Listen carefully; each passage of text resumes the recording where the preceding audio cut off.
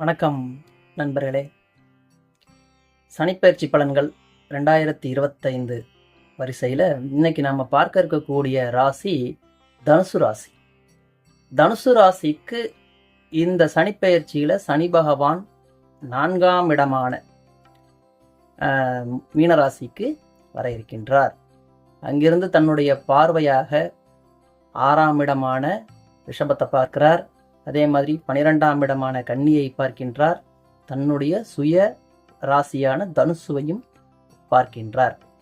4ஆம் இடத்திற்கு சனி பகவான் வரக்கூடிய இந்த காலகட்டத்தை நாம் அர்த்த அஷ்டம சனி அப்படின்னு சொல்லுவோம். அர்த்தாஷ்டம சனி அப்படின்ட்டும் சொல்லுவோம். இந்த 4ஆம் இடம் அப்படிங்கிறது பார்த்தீங்கன்னா காலபுருஷனுக்கு கணக்கெடுக்கும் போது நமக்கு ஒரு கணக்கு வரும். அதல்ல, ராசியிலிருந்து கணக்கெடுக்கும் போது 4ஆம் இடமாக மாறும்.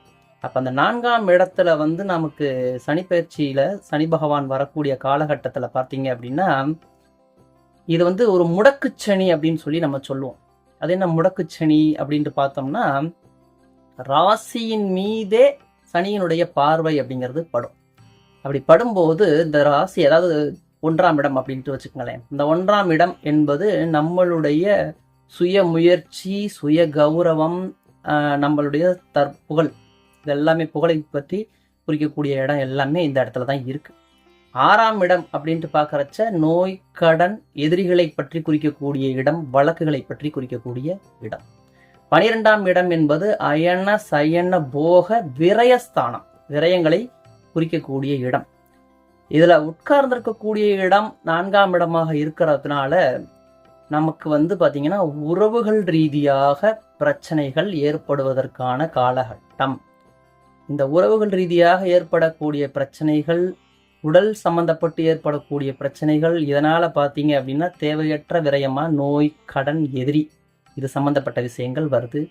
இவற்றால் விரயம், 12ஆம் இடம் சொன்னேன் இல்லையா, இதனால விரயம் அப்படிங்கிறது ஏற்படும், அலைச்சல் அப்படிங்கிறது ஏற்படும், மன நிம்மதி குறைவதற்கான ஒரு வாய்ப்பை பார்த்தீங்கன்னா இந்த அர்த்தாஷ்டம சனி அப்படிங்கிறது ஏற்படுத்தும். இதை நம்ம பொதுவாகவே சொல்லுவோம். அர்த்தாஷ்டம சனி காலத்தில் வீட்டில் இருக்கலாமா, எங்கிட்டாவது போயிடலாமா, இல்லை உள்ளூரில் இருக்கலாமா, எங்கிட்டாவது போயிடலாமா அப்படிங்கிற மாதிரி ஒரு பெரிய போராட்டத்தை, மன உளைச்சலை பார்த்தீங்க அப்படின்னா அந்த அர்த்தாஷ்டம சனி அப்படிங்கிறது கொடுப்போம். அதனால் உரிய வழிபாடுகள் செஞ்சுக்கிறது ரொம்ப நல்லது.